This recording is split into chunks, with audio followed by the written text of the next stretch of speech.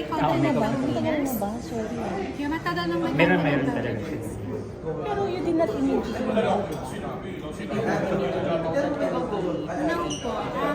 Whoever the winner is, for example, si Opa, and then her second place is the Continental winner. And then the other queens, the first runner-up, second runner-up, they will be named as Continental winners. Dear Curious ako, ano yung pinag-usapan niyo ni Opal while announcing yung nakaganon na kayo? Ano lang talaga, nung time na yon, we were just very happy for each other. And we were like, oh, okay, this is really happening. It's already happening. It's almost over. Kasi it's a month that we spent together. And it was so fast. It didn't feel like a month. Parang isang linggo lang yung lumipas. But we were just saying that we're very happy that we journeyed together. And whatever the result is, talagang it's destined. It's God's plan for the both of us. Krishna, anong realizations mo sa India? Realizations? Yes. Ay, madami naman. Madaming lessons as well, realizations. But siguro, one of the realizations that I had was the adaptability. Kasi joining an international pageant, mahirap talaga siya because every day you have to face this task or these challenges, and then you realize na, oh, I'm very adaptable pala kasi I can face them. I can just wake up so early in the morning, do my makeup and just dress up and then face the day. And that is something that I realized na I am very adaptable, and I feel like that is our trait as Filipinos.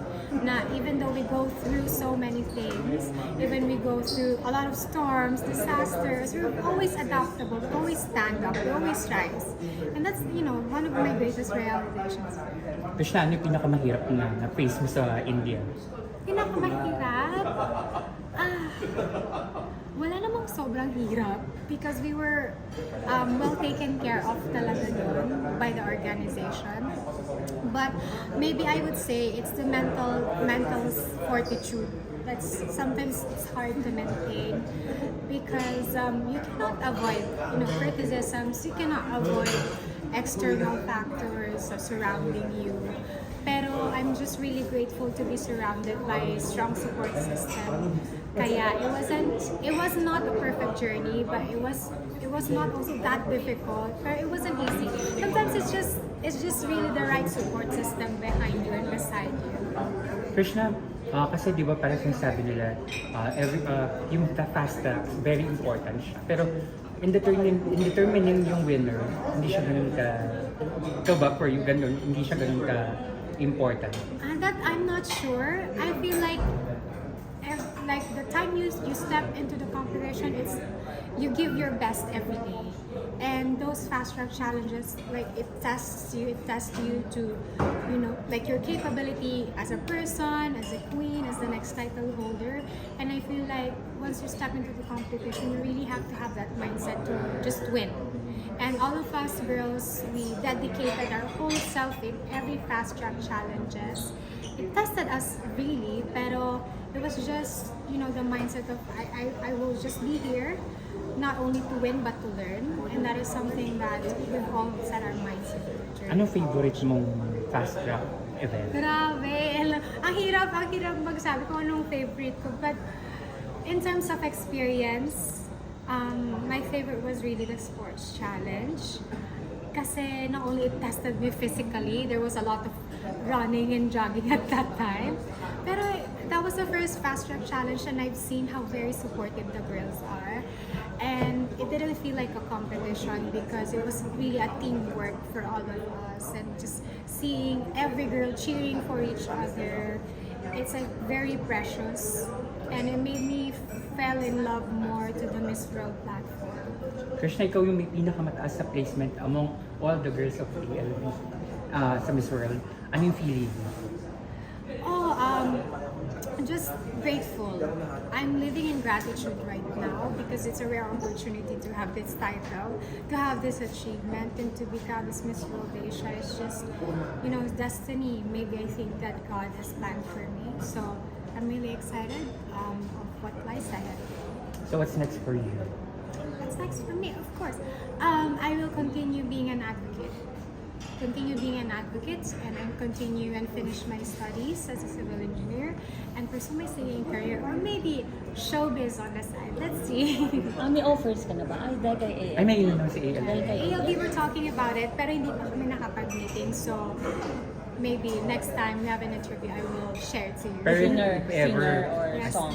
pero if ever, anong gusto mong genre ng movie, ganyan? Genre ng movie? Gusto ko talaga drama. Hindi ko alam kung bakit gusto ko ng drama. I had a few acting lessons and medyo mababaw lang yung luha ko. Mabilis lang ako umiyak. So I feel like I will do best in dramas. Maybe a little bit of action. Para So, challenge. sinong gusto mong kalabti? Oo. Ay, wala pa po. Hindi ko pa po alam. Krishna, just in case, sinong gusto mo maka-duet naman? Ang dami! A lot of Filipino artists. Actually, most of them are rising Filipino artists. I am really in love with the songs of Dianella. Some very underrated artists like Alison Shore. Ang dami yung mga, most of them are like R&B Filipino artists because my genre leans more on the R&B side and pop. So ayun, I'm really looking forward. Sana makakollaborate sila in the future.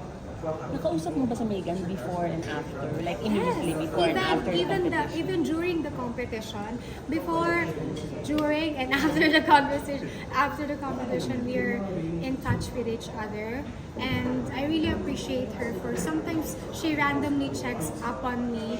Sometimes nagme-message siya, and I was like, don't stress yourself because you're about to give birth. Kaya sabi ko, huwag mo na stress yung sarili mo. But she was like, no, I'm really happy to help. I'm really happy to be help to you whenever you're confused or you have questions. Kaya I'm really thankful to her. She's been very, very supportive. Krishna, coming to the competition pala, balik tayo din sa pagkapanalo mo pa lang ng Miss World. Was there any pressure or did you ever feel any pressure na kasi unplaced tayo last year and medyo mababa placements natin in Miss World in the recent years? Hindi ka ba na-pressure or did you feel the pressure going to India? Oh, I feel like if you carry the Philippine sash, may pressure talaga because there's some high expectations on you. Pero, you know, I've really used that pressure to work on the aspects that I really need to excel. So I was talking with my team, I was doing all the trainings to improve the aspects that I need to improve on. And I just did my best throughout the competition through the help of my team as well. Kaya I made the country proud. I hope that I made all of you proud. Yes, of course. Proud of you. Thank you. Krishna, kung si Yuri mag-join din ng showbiz, okay lang ba sa'yo? Support lang naman kami to each other. Yan, like, kung ano gusto niyo i-pursue, then I'm very supportive with that. Kasi he's also been very supportive of me. So, mention mo kanina, so one of your inspiration is Sarah Heron. Yes. So, ang question ko naman, pag pumunta ka sa acting, who would you want to be na makapareha? For example, if you have to be in the movie.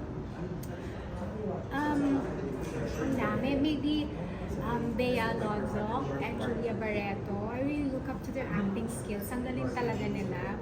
Kaya maybe in a drama series or TV show soon, maka-work ko sila. Okay. Krishna, any message? Words, how much grateful I am to each and every one of you, sa lahat ng Pilipino, supporters, and to all the people who believed in me and continuously believing in me.